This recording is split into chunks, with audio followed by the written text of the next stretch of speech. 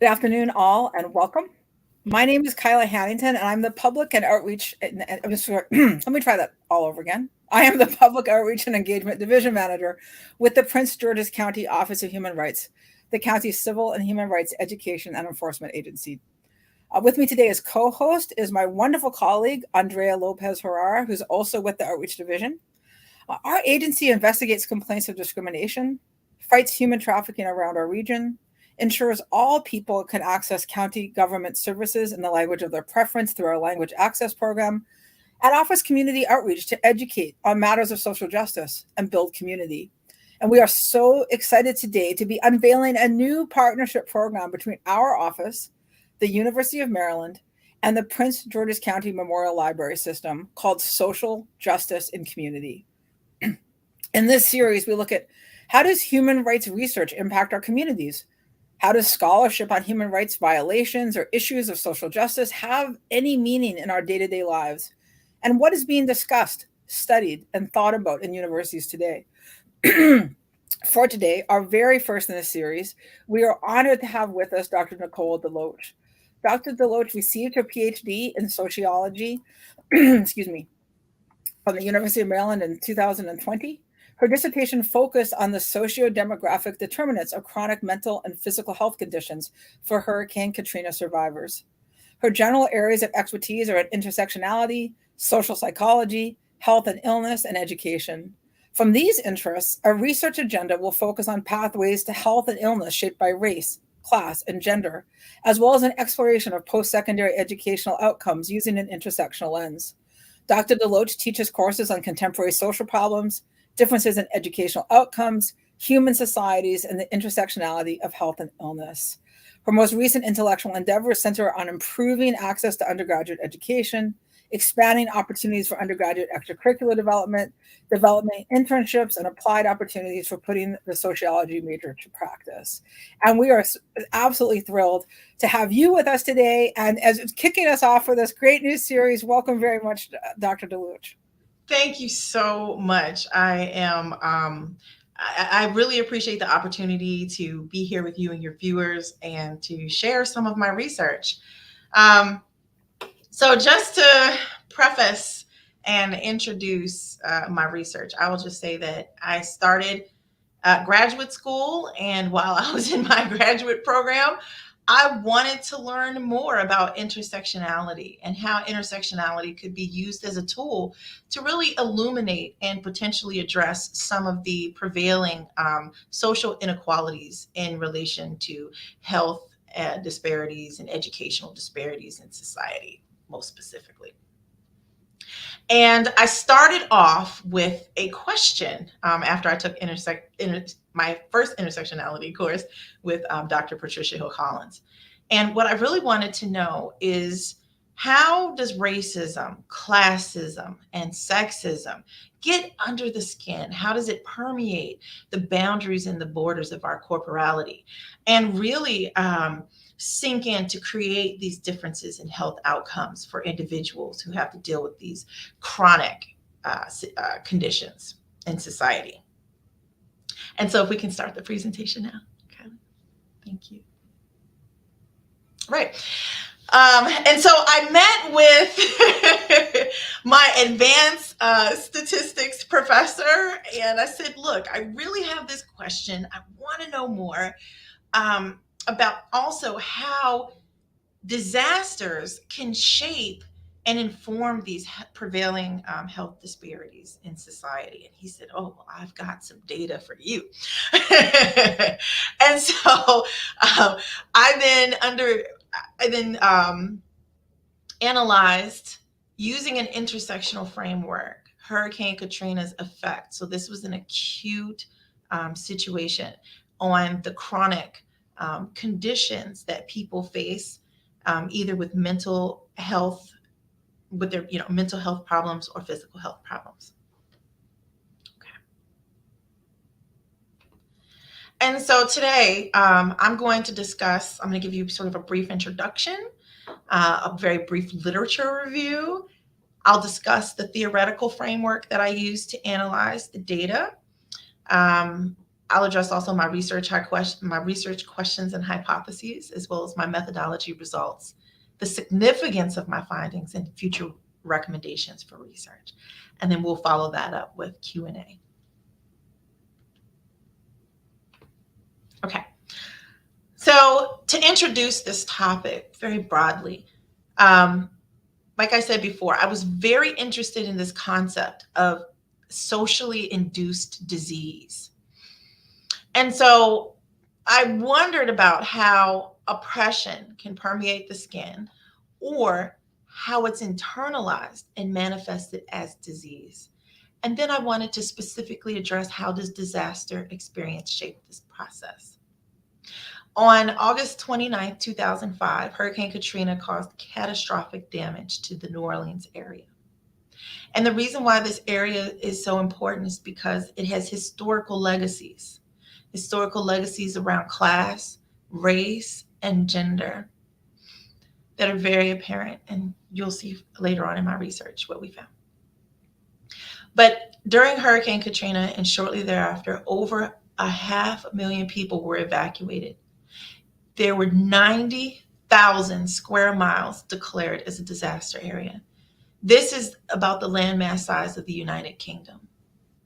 There were 1,600 confirmed deaths, and 1,000 people are still missing today. FEMA estimated that Hurricane Katrina caused over $1 billion in damage. And so what we're going to talk about today specifically is, do disparate health outcomes significantly increase for Black women? And Black women occupy multiple disadvantaged statuses following the acute distress of this natural disaster. So in the literature, what became very apparent was that there were sort of two schools of thought. One along the lines of mental resilience, where research has found consistently that Blacks and men have better mental health outcomes compared to whites and women. And that's in general, regardless of whether or not they incurred a disaster.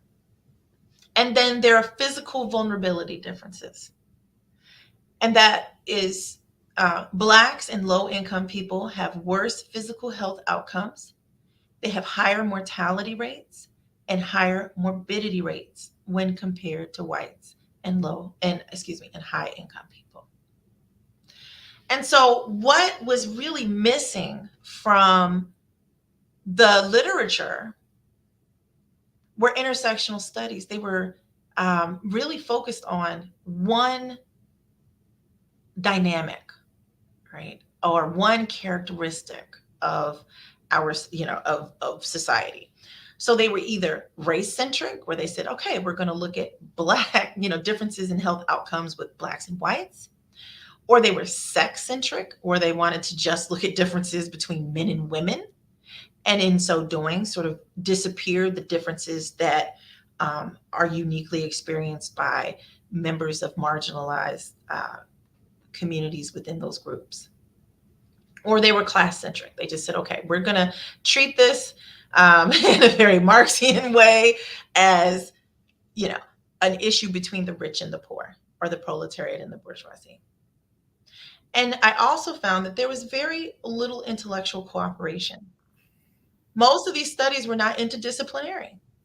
They were either sociological in nature or epidemiological, meaning they were just looking at how disease was either spread in society or how diseases appeared and the outcomes of those diseases. And what I really argued in my dissertation is that what we needed instead was research that was interdisciplinary and intersectional, and expressly so. Oops. Okay. All right. And so I developed a theoretical framework with which to analyze my data and theorize and make predictions about the most likely outcomes of what we thought would happen as a result of people dealing with the chronic stressors of classism, racism, and other social injustices when they experienced the acute stress of this hurricane event. And so I used intersectionality as my theoretical framework. And intersectionality, most simply, states that individuals may experience multiple dimensions of oppression along a continuum of their statuses. And so, for example, you could have people who are working class, Black, and they will experience, or they may experience stressors along all of those dimensions or some of those dimensions, depending on the social situation that they're in. Because my areas are social psychology and critical race theory, I also lean very heavily on social psychology to really tease apart the process of internalizing racism and other stigmas in society. And so there were two different theories that my work is informed by. There's status syndrome theory, which is largely epidemiological in nature. And there's also status characteristics theory, which is sociological and specifically social psychological in nature. Both of these theories purport that people who live within the realm of low social statuses, they're going to be more likely to experience disease throughout their life.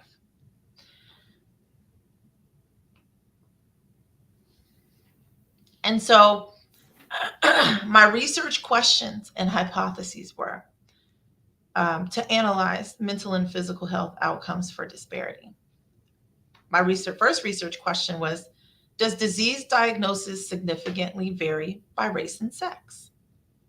My hypothesis was that Black women would have the highest incidence of diagnosis by race and gender, according to our theoretical framework. And then my second question was, does disease diagnosis significantly vary by race and sex pre and post Katrina? And so my hypothesis is that in post Katrina, Black women would have the highest incidence of diagnosis when comparing post Katrina rates of diagnosis versus pre-Katrina rates of diagnosis.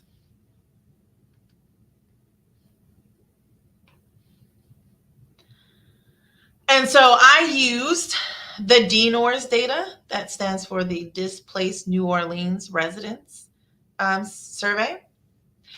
And it represented the population of New Orleans Hurricane Katrina survivors who were 25 years or older in 2005 for sample A, and they were 25 years or older in 1999 for sample B.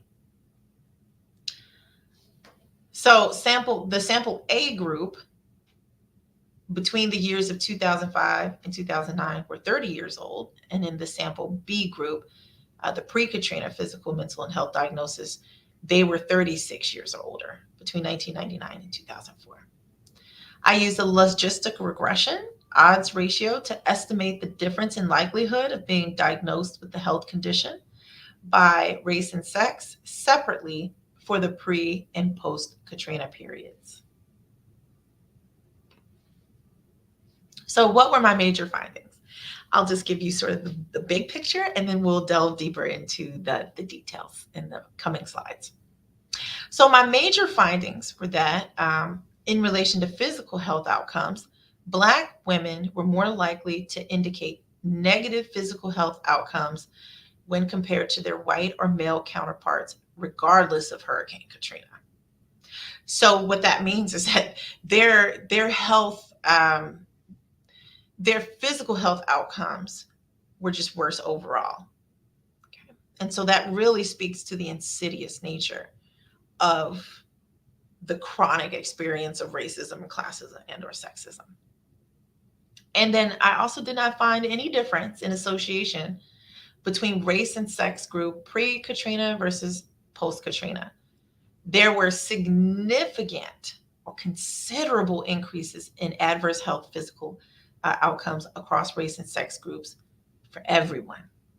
So what that meant is that the storm's effect were so deleterious that everyone's health outcomes just grew worse. And then in chapter 4, or the mental health analysis, what I found is that there was some suggestion of greater emotional problem diagnosis among Black and white women specifically. So I found a gender difference than for Black and white men. And again, there was no significant difference. Okay, there was no statistically significant difference in association between race and sex groups pre or post Katrina. But there were considerable increases in adverse mental health outcomes across race and sex groups post Katrina. Okay, so we'll get into that now. All right, so now we're going to just look at the physical health outcomes. Just to speak about the data a little bit, this was the Displaced New Orleans Residents Survey. It represents a stratified random sample of pre-Katrina residents. The study population lived in Orleans Parish, Louisiana, and this geographical area overlaps with the city of New Orleans. They lived there between June 2009 and May 2010, and that's when surveys were conducted by a phone or in person to pre-Katrina dwellings after identifying pre-storm residents who lived in the area.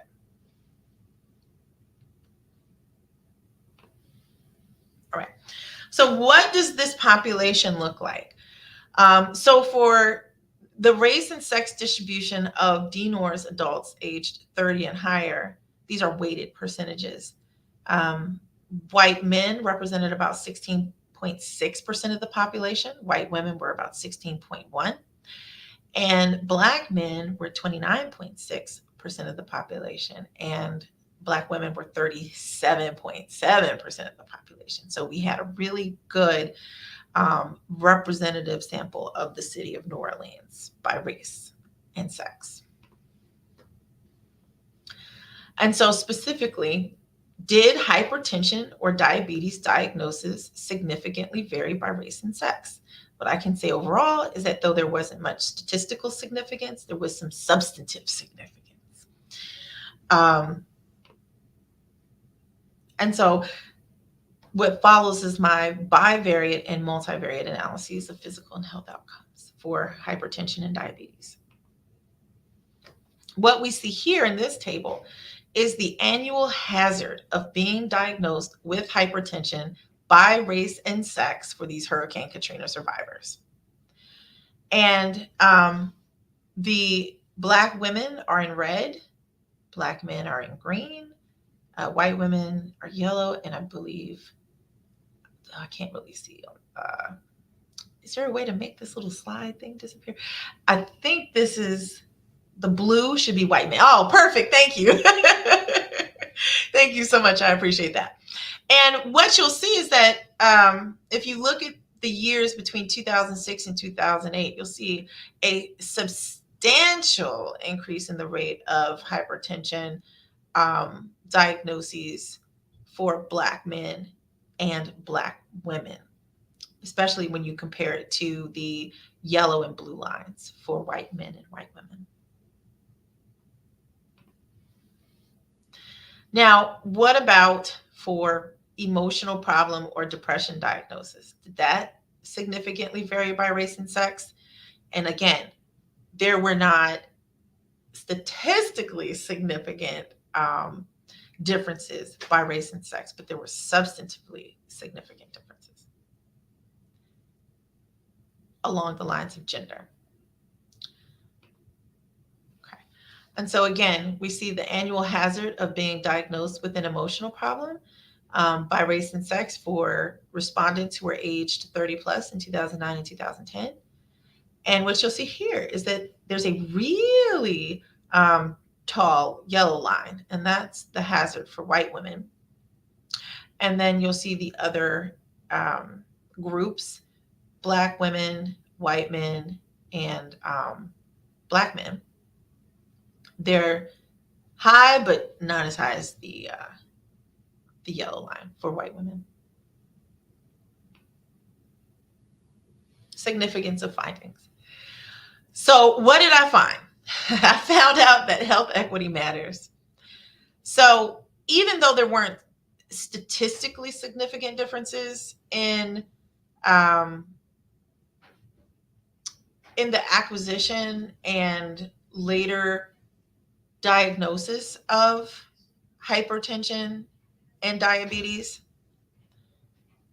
but Black women were more likely to indicate negative physical health outcomes regardless of hurricane exposure, and which is consistent with the literature. And Hurricane Katrina did not increase disease disparity for for any one group, but it did increase disease disparity for just about everybody. And so what that means is that if there were certain rates of disease in the population before Hurricane Katrina that were disparate already, because then Hurricane Katrina hit, and it just exacerbated it for everyone. And it kind of created an even playing field, which is very interesting. Now, what are some of the limitations of my research? Number one, I did not necessarily have access to medical records, prescription information, or clinical diagnoses. So my diagnoses may be underestimated. This is self-report data.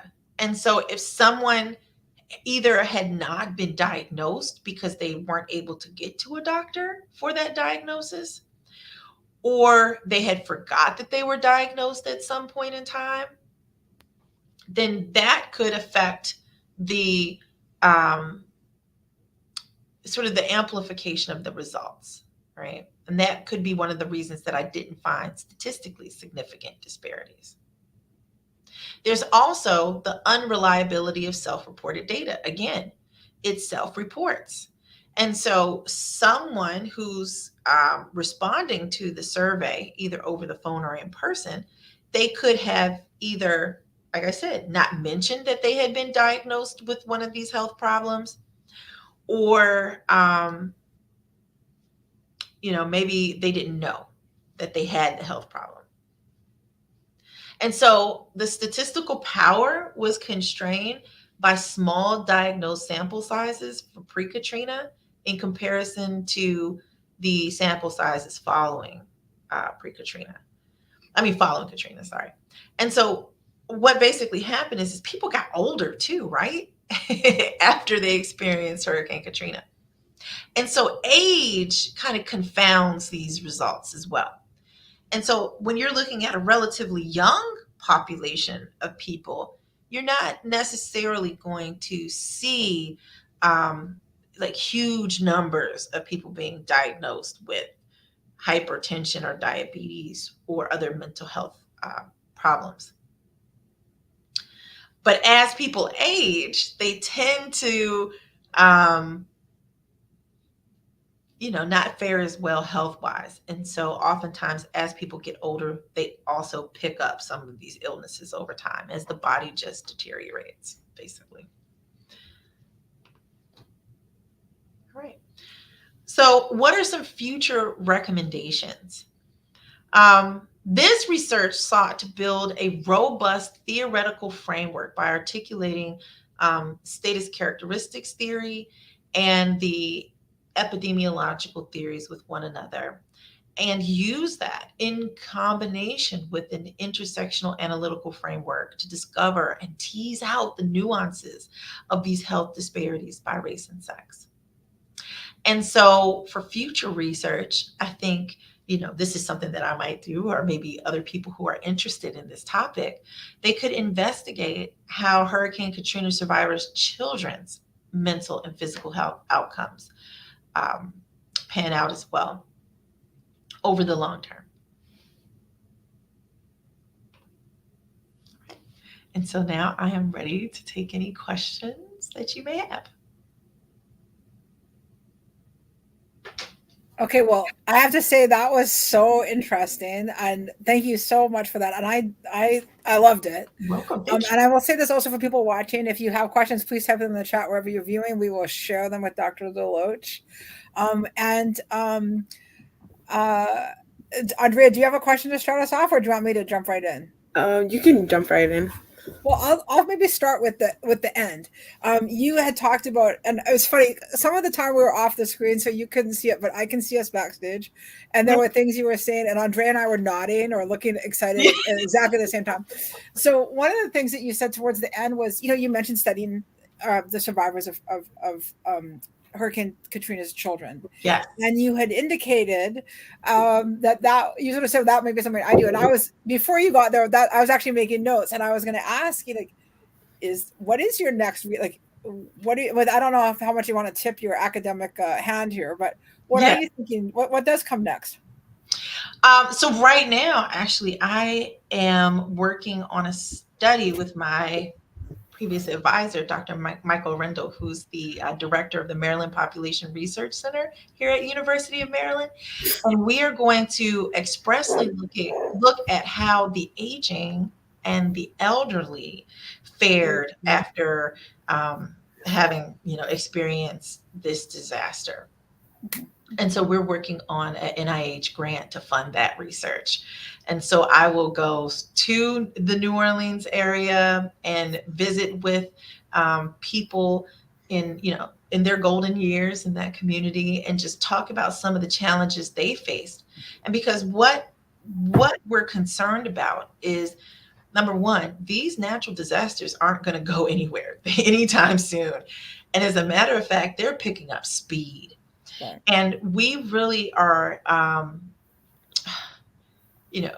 we want our research to be used to help the most vulnerable populations. And so at this point, we're really looking at the elderly, because what happened is a lot of households, there were multi-generational families in those households.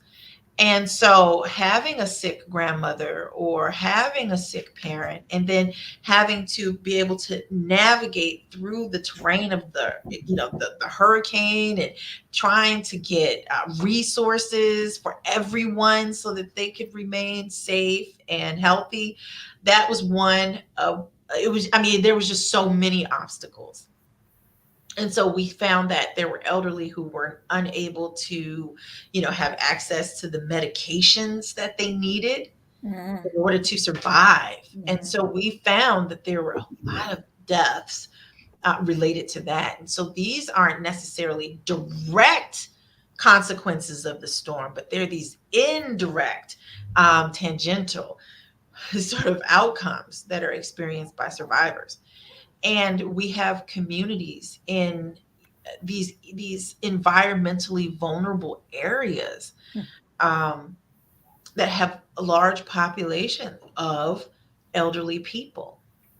And if it is indeed the fact that they are bearing the brunt of these storms and natural disasters, then I think that speaks to things that we need to research, we need to discover, we need to find out, and then we need to create policies to address these issues. And so that's where my research is going right now. And then I think after that, I want to study the maternal and child effects of natural disasters.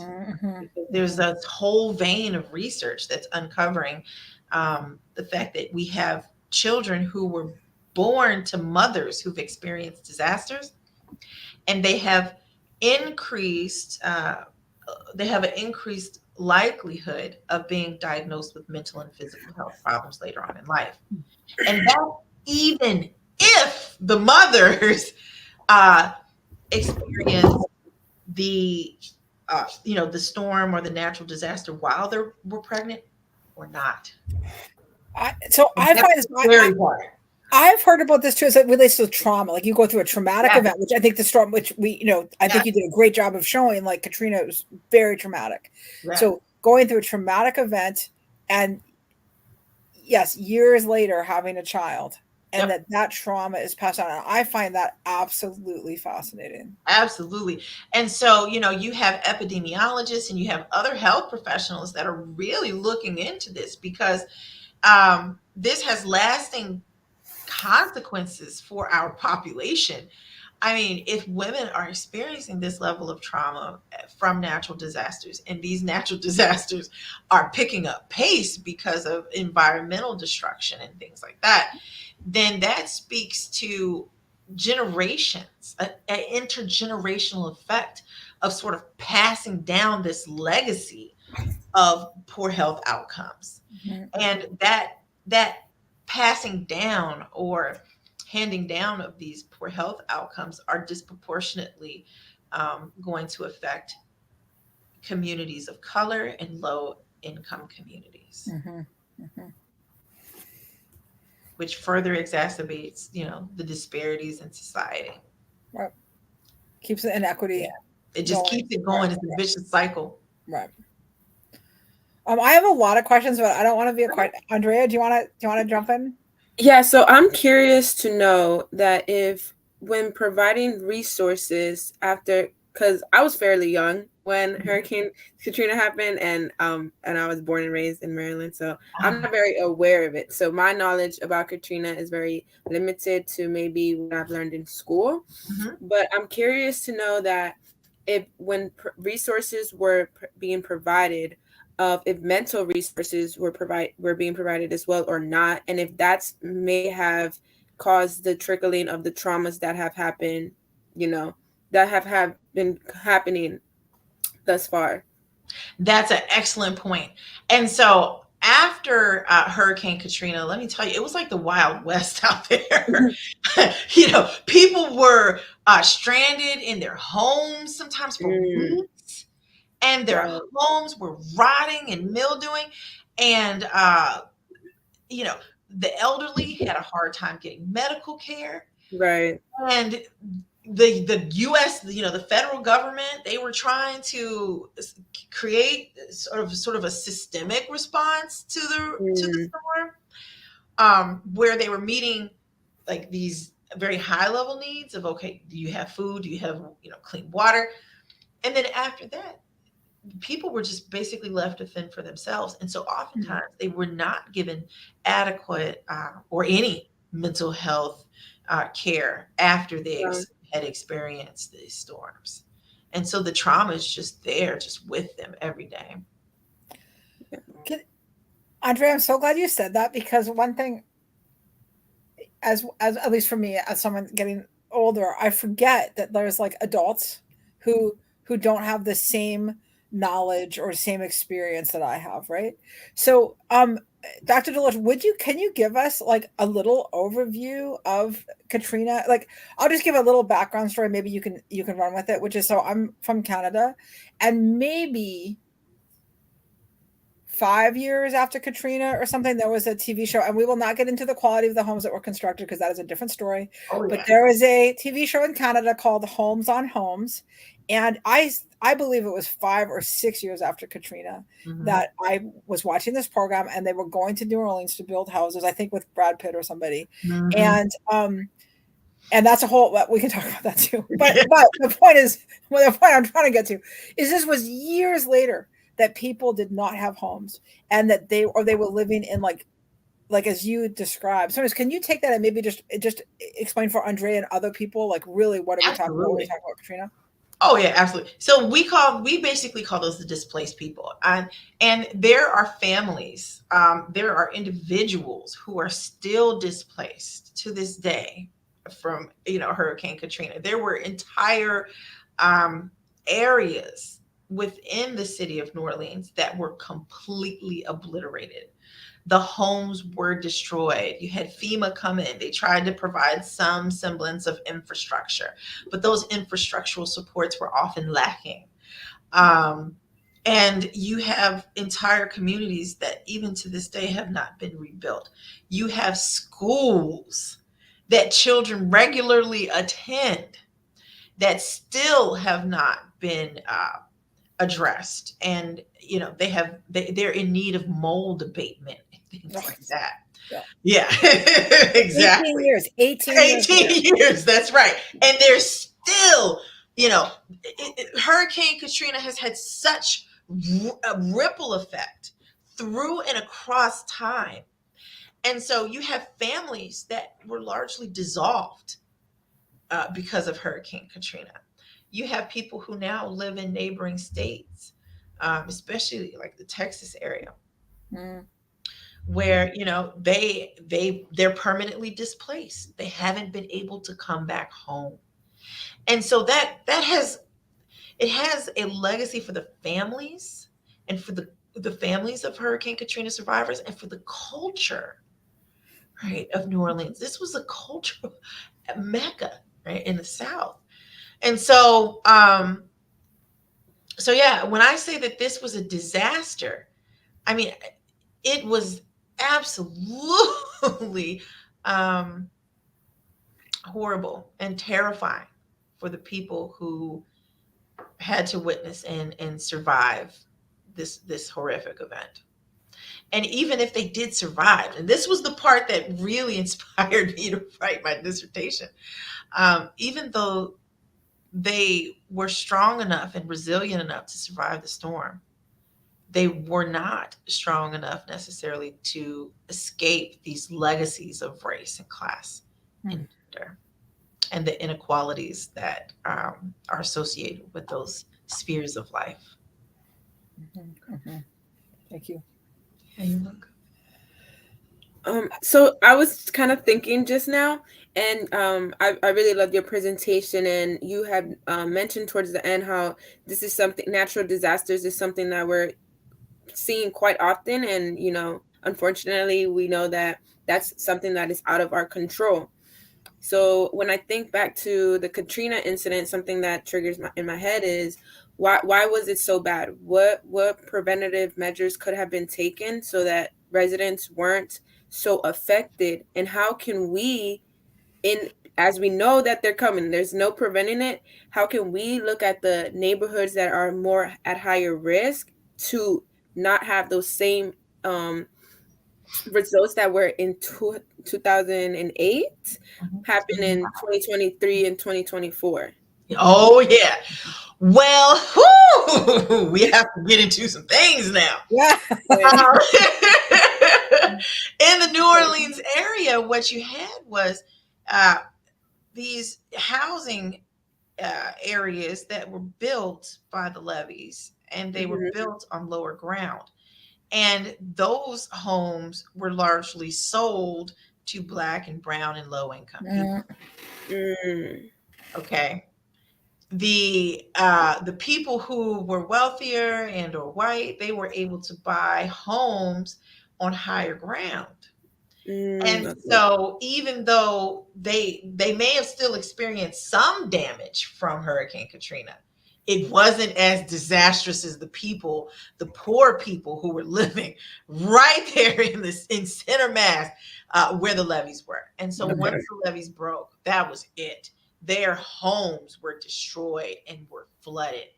And so that was largely a result of redlining, the 60s and 70s, these historical legacies of, the racialization of poverty in these areas.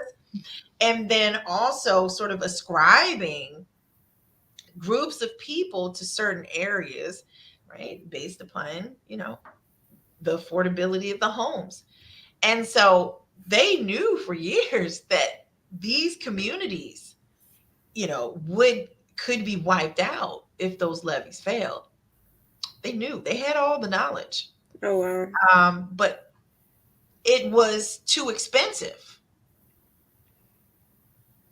Too expensive, right, to fix a lot of the problems in these communities and these housing developments. And so they chose to do nothing. They hoped that the levees would hold. They hoped that there would never be, right, a Category 5 Hurricane Katrina. Yeah, this was all on hopes and dreams, as opposed to, okay, what's the probability of something like this happening? And then science, data, right, to back that up, and then come up with ways to support the levees or to help communities in these areas. But it was too expensive.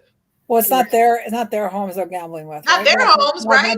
Right. It's those people, those other people live over there. They have to deal with that. I'm so glad we're going in this direction, because one of the things you mentioned was talking about policy. And so, I love Andrea's question, and it's like, okay, so here we are. And to your point, it's only getting worse.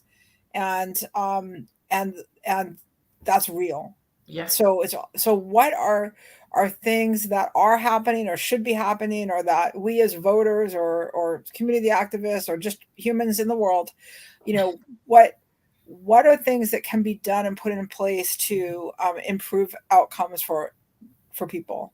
Okay. I think the first thing you have to look at is the racialization of poverty in America. Mm-hmm. And zip codes, right? Right. Yep.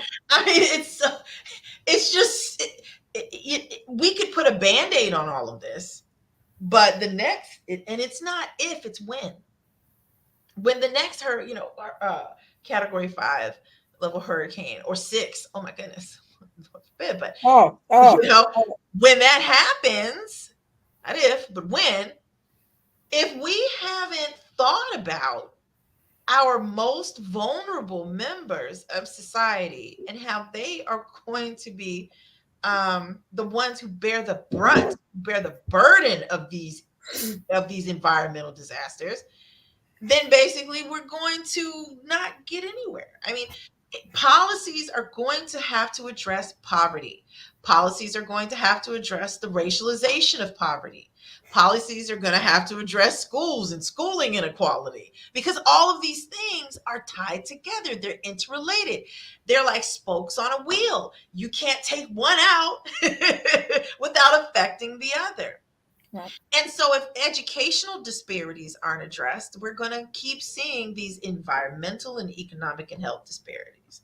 And if we don't address health disparities, then we're not going to be able to address educational disparities, because it's really hard to go to school and learn if your family is sick and they can't get you to school, or if a family member can't work and now you're forced to live in low income housing and other urban developments, right? And so then we have this whole system of property taxes, and schools are funded by property taxes. Mm-hmm. And so we have really great schools in really great areas, and then we have we have schools that are struggling in other areas. So it's the systemic nature of inequality that we have to address, or else we're just going to keep just putting Band-Aids right, on this severed artery of the U.S. Wow. And so capitalism itself inherently has winners and losers. We have to think about, are we going to have the most the most wealthy society, or are we going to have an equitable society? Mm-hmm. Can we have both? And I think we're going to have to be innovative, and we're going to have to challenge ourselves to think about these questions dynamically, so that we can have both a wealthy society and also an equitable society. Mm-hmm. So I think that's where we have to start. And then we can make policies like, number one, there were a lot of people who died from Hurricane Katrina because there was no transportation out of the city. They didn't have cars. If you don't have a car, how are you going to get away with your feet? Right. And if you got, and there was a whole portion of the community who are Black women, and then unfortunately they were poor. And so they didn't have these resources necessarily. And so, and they were multi-generational. And so, sometimes it will be women forced to evacuate their children and their elderly parents on foot. Yeah. How are you supposed to do that successfully, right? I mean, it's a feat to just get yourself out. But imagine now if you also have to take care of other vulnerable people. Right. And so this was the situation that a lot of the Hurricane Katrina survivors were in, and they were faced with. And so just having structural supports like buses, Maybe, and then community evacuation plans. Mhm. That would have been helpful, right? Oh, we can have like maybe community centers set up so that people, when these natural disasters occur, they can meet at these community hubs, and then they can be bussed out from these community hubs and get people into safer spaces. And then you also had a situation where you had neighborhoods and people who lived in certain areas, and they didn't want certain people showing up in their neighborhood. Mm. And so you had communities locking people out. You're gonna have to think about these things. And so yeah, I think that we need to address the systemic problems, and I think we need to address the logistic problems. How can we best provide supports to people so that there's no horrendous loss of life just because of poverty? Mhm. Well, Andrea, do you have something? Because I have well, I'll just ask it, and then Andrea, Just go go ahead. ahead. Okay. I actually just had a detail question because you were using language that I didn't know. Okay. So, and I feel like I should know, but I'm confessing here for everyone watching. You mentioned that there was a couple times, you were talking about some data, and you said that there was no statistical difference, but there was substantive difference. Yeah. So I feel like I know what statistical means, but Yes. in the context of what you were saying, I didn't understand, and I'm hoping you can just explain what that means. Yeah. So the substantive differences were like when you saw the health hazard tables, and you could see like the different groups and how their hazards had increased significantly, one after Hurricane Katrina and two for different groups. And so those were the findings where we can see, right, using this fine-tuned analytical instrument that then tease out some of these nuances. But when we looked at this, when I analyzed the data using my statistical models, there were no, some of these differences were so fine that they didn't come out in this, as being statistically significant. I guess I don't understand that. And we don't have to, we don't need to belabor the point, but I Yeah, would yeah. like to understand it. How can it not show up statistically? I just don't understand how it can't show up statistically when it's so clear. Yeah. And So it speaks to the size of the population. So that's what I was talking about in the ending slide, where I was like, okay, some of these groups, like there may have only been 30 people diagnosed with the condition. oh, Yeah. And okay. so the statistical models, because if you're comparing one group of 300 to one group of 30, it's the statistical significance may not emerge. Okay, I got it. Thank you. Thank you for bringing me along, because I was Yeah, absolutely. And so that's why I said, some of the problems or limitations of the data was, number one, it was self-reports. And so there could have been way more people who were diagnosed with these conditions, but because they were self-reporting it could be underreported. And so then that will affect the amplification of the results and the statistical significance. Thank you. You really want like 300 or more, to just really have robust cases. But sometimes when we were looking at certain health conditions, we only had like 30 people be diagnosed. Yeah, you're welcome.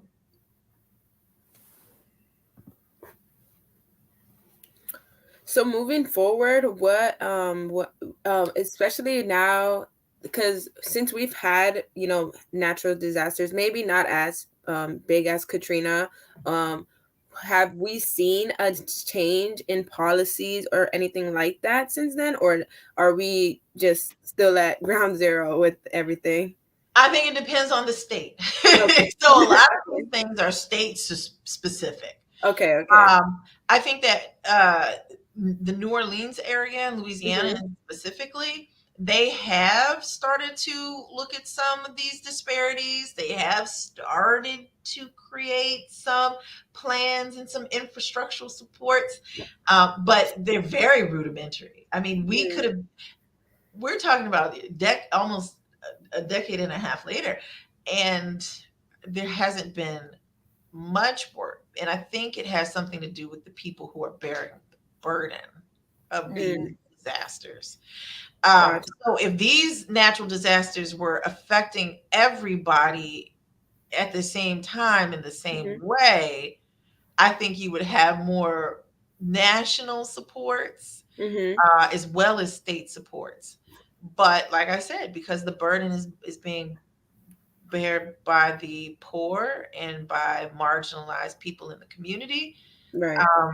I don't, there just doesn't seem to be as much effort to sort of solve or remedy these problems. That's very unfortunate, Yeah.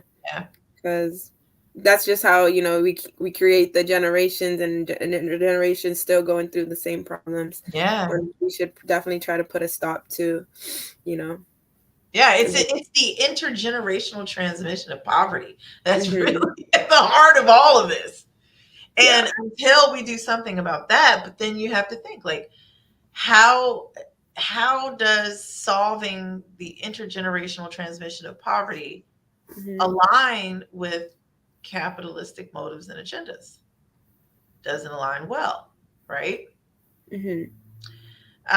Some people say, oh, well, a rising tide lifts all boats, but does it? What if you don't have a boat? Now what you gonna do? And so, these are, and trust me, it's hard to change culture, but it can be even more challenging to change ideologies, and ones that are so pervasive, that really say that, it's on the individual, right? The individual, like, should work harder. There should be fewer social supports put in place, right? The winners win because they work so hard. The losers lose because they don't work hard, right? And so these narratives have to be challenged, especially in the face of an insurmountable amount of evidence that it's not just hard work that's creating these differences in socioeconomic attainment and social mobility. You can work hard at Taco Bell all day long. You could work 3 shifts, and you probably still might not necessarily be able to pay all of the rent on your own. Exactly. And so I think we have to think about housing first. We have to think about what it means to have, especially, like, think about the state of Maryland. I mean, the rent is so high here. Right. So what does it mean to have to be paid a living wage? What does that mean? What does that look like? What does it look like for everyone? And then, of course, you're going to have kickback from businesses, because paying a living wage means that you're going to reduce, right, that excess, right, in wealth accumulation. And corporations and companies are beholden to their shareholders, not to consumers. So I think that there's some big questions that we have to think about. Right. And that's why I teach, I-Series courses at the University of Maryland, because they address these, or they at least attempt to explore these big questions around, educational attainment and inequality and health inequities. And then how society can potentially respond using different policies or shifting narratives and ideologies to be more inclusive and to help the most vulnerable members of our population. What is the I-Series? It's investigative series general education courses. And these courses tackle the big questions. So, for example, last semester, I taught, why does educational inequality persist? Oh, right. Wow. Yeah. And, we have so much data that shows different ways that we could remediate and open up avenues for educational success for, disadvantaged students. And yet, educational inequality persists. Mm-hmm. Mm-hmm. This semester, I am teaching the intersectionality of illness. How how are health disparities basically shaped and informed by overarching disadvantages.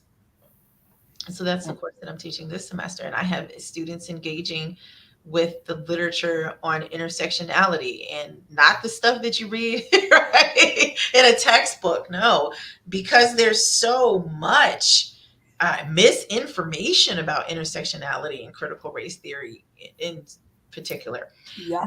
I have students reading the seminal works. And so they're reading Leslie McCall, they're reading Patricia Hill Collins. They are also reading sociological demographic studies on illness and health disparities, as well as epidemiological. And I take an interdisciplinary approach. I constructed this course and kind of came up with it as I was writing my dissertation, because I think I'm fortunate enough to be able to teach the best and brightest minds, the people who are going to be in positions of power and influence one day. And so I challenge them to create policies that can make our society more just and equitable. Wow. First of all, yay, because we need that. Because this is the thing. We need, as you were talking, I felt envy for people who get to be in university. I went to university late. I was a mature student. I was 35, single mom, 35 single mom. Yeah. And it was, which is a whole other story about education, right? But I remember walking across campus one day, and I remember thinking, because I was with some younger folks who were like, sometimes they were like complaining, and I was like, it is so amazing to get to be at school. And I was taking student loans, but I still felt like I wasn't working full time, and I was able to be on this campus where I get to learn interesting things.